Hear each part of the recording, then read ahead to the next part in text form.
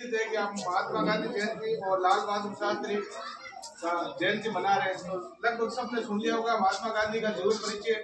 एक बार वापस मैं आपको बता देता हूँ। महात्मा गांधी का जन्म 2 अक्टूबर 1869 में गुजरात के पोरबंदर काठियावाड़ में हुआ था। इनका पूरा नाम मोहनदास करमचंद गांधी था। इनकी माता के नाम पुतलीबाई, पिता का नाम मोहनदास था। इनकी पत्नी कस्तूरबा गांधी थी। 13 वर्ष की आयु में इनकी शादी हो गई थी। इनकी प्राथमिक शिक्षा राजकोट में हुई थी और उच्च शिक्षा के लिए लंदन गए थे। इनकी कुछ उपाधियां जो मैं आपको बताना चाहता हूँ। जैसे महात्मा गांधी की जो प्रथम उपाधि महात्मा, तो महात्मा उपाधि रविंद्रनाथ टैगोर ने दी थी।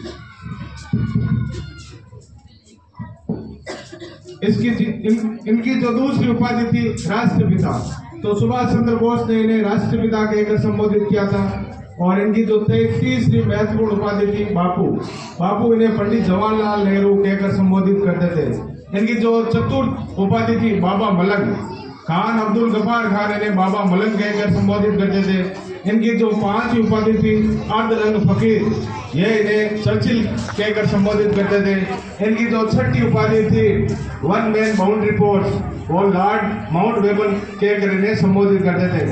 महात्मा गांधी के बारे में जितना बोला जाए उतना कम है। महात्मा गांधी का जो पहला समाचार पत्र है वो है इंडियन ओपिनियन, तो इस बार में आपको ध्यान रखना है। इनकी जो प्रथम पुस्तक है उसका नाम है हिंद स्वराज, और इनकी जो आत्मकथा है वो है सत्य के साथ मेरे प्रयोग। ये आत्मकथा ये गुजराती भाषा में लिखी गई है। उसके बाद में इसमें अंग्रेजी में रूपांतरण हुआ था। महात्मा गांधी ने कई सारे आंदोलन किए थे, आप सबको विदित है। अब यदि हम संपूर्ण आंदोलन की चर्चा करें तो समय है जो कम पड़ जाएगा। महात्मा गांधी का एक सबसे महत्वपूर्ण कोटेशन है, उसको आपको ध्यान रखना है।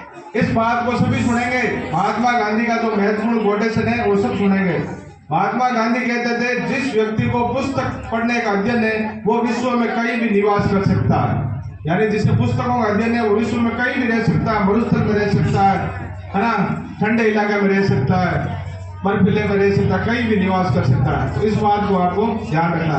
और साथ में अपन मना रहे हैं लाल बहादुर शास्त्री का जयंती मना रहे हैं, तो इनके बारे में संक्षिप्त आपको बता देता हूँ। लाल बहादुर शास्त्री का जन्म 2 अक्टूबर 1904 को मुगलसराय उत्तर प्रदेश में हुआ था। इनके पिता का नाम शारदा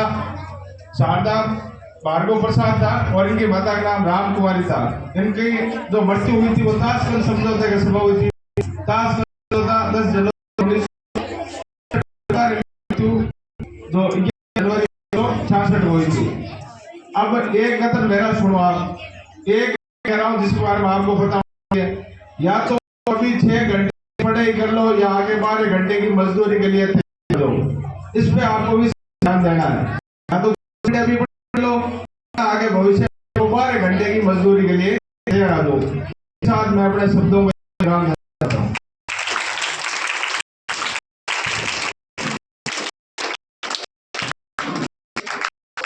सर के लिए